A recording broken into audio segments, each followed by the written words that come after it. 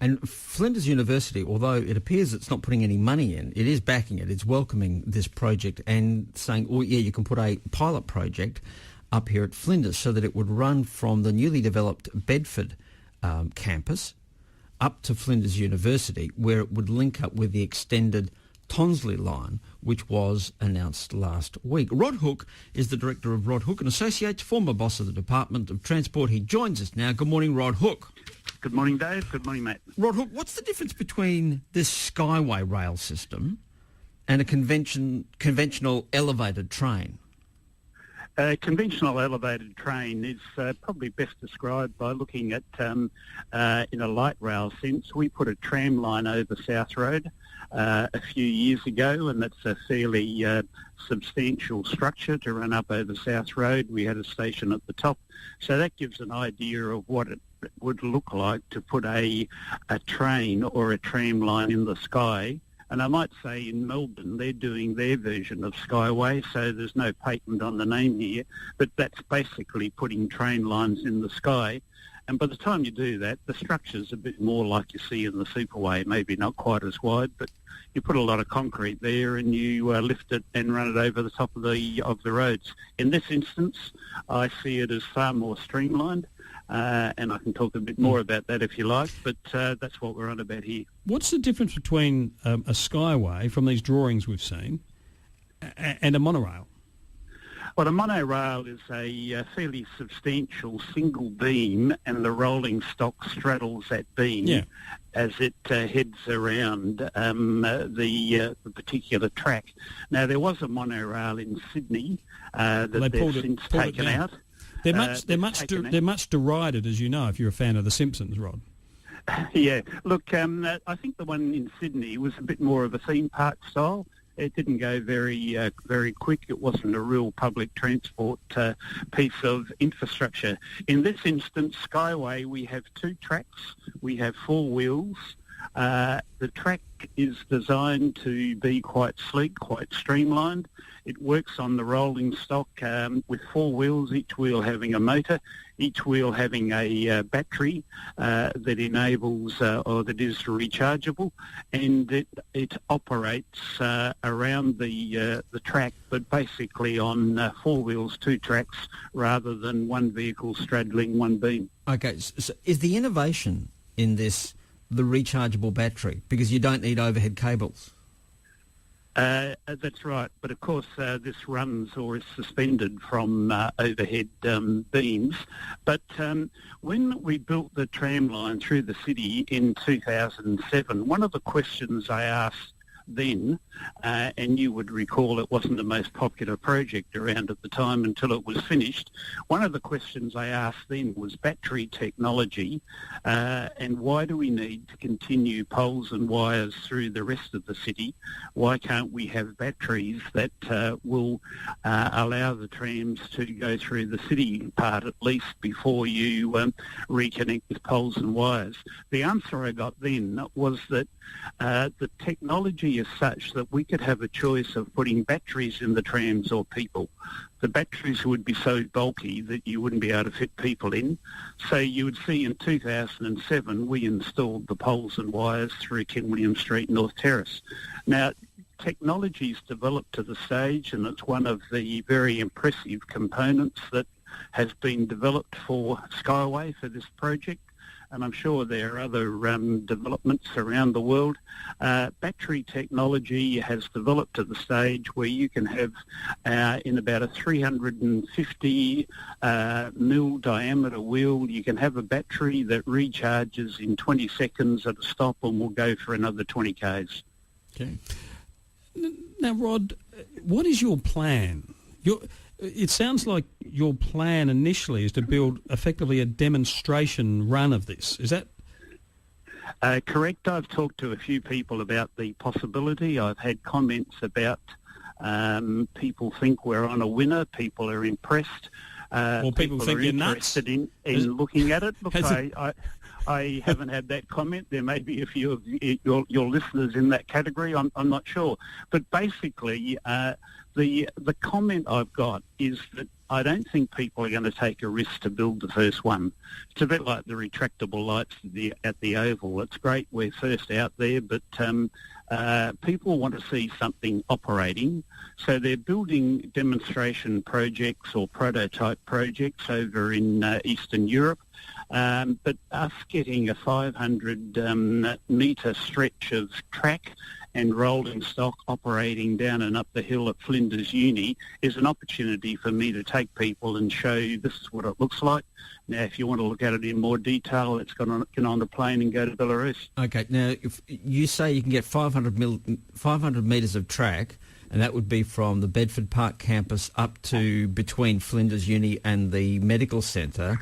Well, it actually goes the other way, Dave. It's from the Bedford Park campus down the hill to the lower level car park for Flinders Uni, but also the point where the extended Tonsley train line would have its terminus. Okay, so it won't be clashing with the extended Tonsley train line. The idea is it will meet the end of that. Is that correct?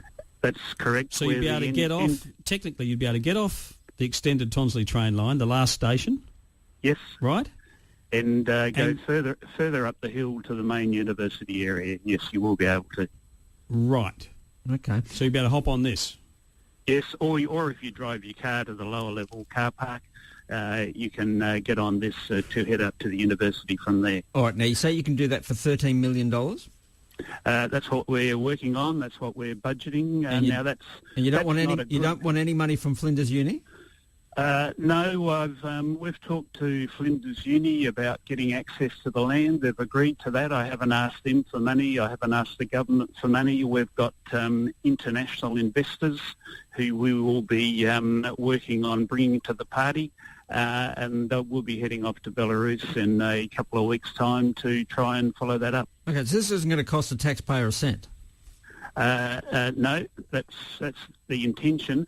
Of course, if there is a decision further down the track, and look, one aspect of this is moving freight, moving product, say from mine site to port or processing plant. When that's built, I would expect the company, the private sector company, if they're interested in this, they'll pay for it. If you do public transport, there is usually with public transport a taxpayer subsidy, but that's further down the track, and that's only if someone decides this is the way to go relative to other forms of propulsion. You're on 891 Breakfast, and you're listening to Rod Hook talking about an idea in the sky. It's called a SkyWay, and he's planning to build it. Director of Rod Hook and Associates, former boss of the Department of Transport. Rod, are you really going to build this? Like, have you got the money? Is it going to happen, or is this going to be another one of those in a year's time? We'll go, I remember those concept drawings. They were nice. That's right. I'm on a bit of a chicken and egg here. We've got funding to get the design progressed. We need to get international investors then to commit to the cost of construction. I can't get them to show interest in investing in the construction until we start talking about it and publicising it. All right. So if I sit here quiet, I don't get any interest from overseas. Going over there and showing them that we in Australia are out there, we're talking about it. And I think it's fair to say that investors on a world scale, and this is a global company, they've got some interest in what's happening in Australia. Now, would the students, you say it could carry 1 million passengers, and they would be students by and large, a year, would they pay anything to use this thing? That's not our intention. It's a bit like a toll road, isn't it? My expectation, if we say to the students, here it is, 10-metre rise, 500 metres up the hill, there's a charge. They may lose interest pretty quick. I want to demonstrate that it works rather than make money out of it. Is anybody else doing this? Because why do you have to go to Belarus to see more of this kind of technology? Why don't they have their own pilot program there and run it up the hill at Belarus? Look, they are building a prototype project there, and this is technology. Sooner or later, Dave, I think Australia has to invest in new technology rail. That's what this is. It's been developed by people over there. It's not my technology. We've got an agreement. We've launched an Australian company. We've got the rights to introduce this into Australia. They're building a prototype project there, and we can go and look at that. But again, short of anyone in Australia deciding that they'll go and look at what's being built over there, we just thought, and our discussions with them are getting a short section of track here. If we can get the investor funding to build it, that gives them something to hang their hat on too, because we're doing something in Australia. Well, are Flinders Uni going to kick in any cash? No, we've just talked to Flinders about using their land. I do some lecturing down there, and it's a development of their engineering program. I think it's good for the uni. Oh, no, great fun. Look, if you can get the thing up and running, and the federal government yesterday, if it's a shortened government, they're saying they're prepared to put $500 million into trams, and the total project, the big plan is $3 billion worth. So clearly there's a lot of money to be made out of train, trams and light rail. So you're prepared to... What you're hoping is that somebody's prepared to invest $13 million in this with a view to getting a much bigger slice of a much bigger pie. That's the way it works, Dave. Yeah. But look, I think we're talking new technology. We're talking sustainability, because we don't put corridors across the ground. We don't intrude on traffic on roads. And the key is we've got to be able to demonstrate we can do it more cost effective and come in cheaper than a traditional tram or train line. Rod Hook, thank you. Thanks, guys. That's the SkyWay. There you go. More of a Flinders Uni idea. No. Rod Hook, Director of Rod Hook and Associates, former boss of the Department of Transport Planning and Infrastructure. Back down on planet Earth, on the road, thanks to the caller who's let us know there's an accident on the corner of Henley Beach Road and May Terrace. It's only a few minutes old.